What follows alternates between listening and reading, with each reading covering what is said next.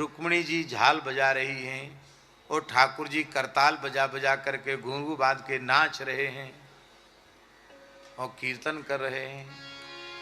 तब से महाराष्ट्र में कीर्तन प्रसिद्ध हो गया। कौन सा कीर्तन? ज्ञान देव तुकाराम, ज्ञान देव तुकाराम, ज्ञान देव तुकाराम, ज्ञान देव तुकाराम, ज्ञान देव तुकाराम, ज्ञान देव तुकाराम, ज्ञान देव तुकाराम, ज्ञान देव तुकाराम,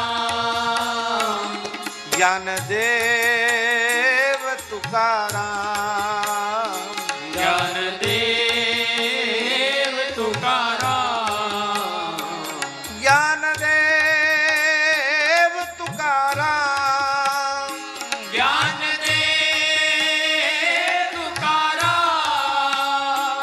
ज्ञान देव